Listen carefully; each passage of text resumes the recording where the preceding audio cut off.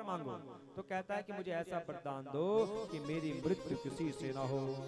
मनुष्य पशु प्राणी प्राणी देवता दैत्य नंतर बरहि दिवानक्तम मन्यस्तावदापि चायुधे न भूमो न मरे मृत्यु न नरे न मृगेरपि।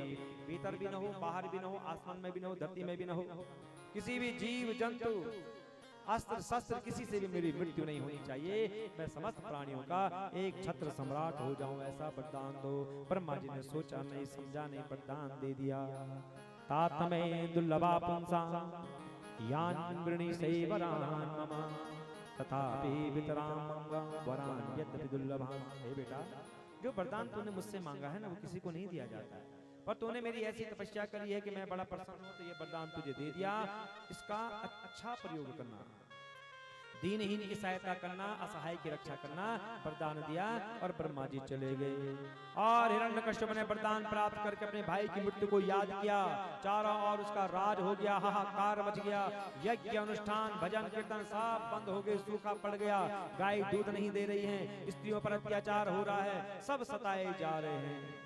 उसके कठोर शासन से घबरा करके सारे देवता जाते हैं भगवान विष्णु के पास, प्रभु बचाइए, सारा विश्व कष्ट में है। भगवान कहते हैं यदा देवेषु वेदेषु गोषु विप्रेषु साधुषु धर्मे मयि च विद्वेष सवास विनश्यति।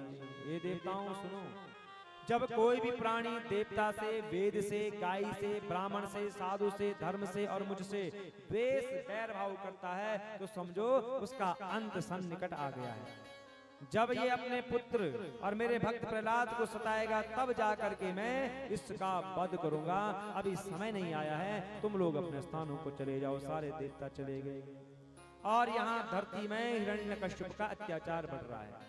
हिरण्यकश्यप के विलक्षण 4 पुत्र हैं, संलाद, अनुलाद, प्रहलाद और प्रहलाद जी। सबसे छोटे हैं प्रहलाद जी उम्र में, पर संत सेवी हैं, ज्ञानी हैं, ब्राह्मण भक्त हैं, और भगवान श्री कृष्ण की छवि इनके हृदय में बसी हुई है।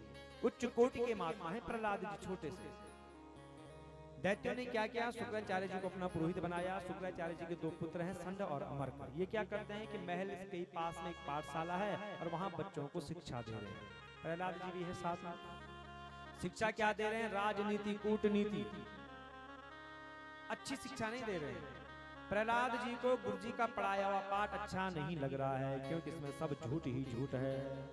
एक दिन पाठशाला से घर आए, हिरण्यकश्यप ने कहा बेटा इधर आओ, प्रहलाद जी के पिताजी प्रणाम। गोद में बिठाया, तो बेटा सुना तो मुझे, गुरुजी ने क्या सिखाया तुझे?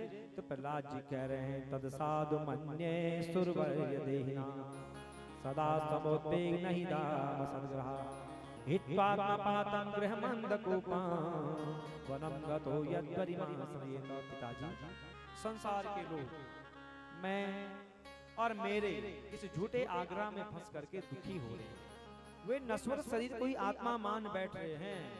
ऐसे प्राणियों के लिए तो सबसे अच्छा है घर छोड़ करके जंगल में जाएं और भगवान का भजन करें। हिरण्यकश्यप का मुख लाल हो गया क्रोध से, बड़ी बड़ी आंखों से।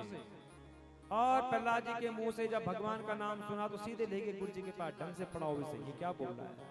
पुरोहितों ने पूछा कि बेटा प्रहलाद, तुम्हारी बुद्धि स्वयं भ्रमित हुई है या किसी ने कहा कि अपने पिता के सामने उनके बैरी का नाम लेना? प्रहलाद जी कहते हैं कि जिन मनुष्यों की बुद्धि में भेद है, मोह है, वही भ्रमित हो सकते हैं, हम भ्रमित नहीं होते हैं। भगवान की कृपा होने पर सारे भ्रम मिट जाते हैं। वही परमात्मा सबकी आत्मा है। मेरा चित्त संसार में नहीं लगता है, मेरा चित्त संसार को बनाने वाले के सिर चरणों में लगता है। इतना कहा और परम ज्ञानी प्रहलाद जी मौन हो गए। गुरुजी ने उठाई डंडी, देख जो हम पढ़ाएं वही अपने पिता को सुना।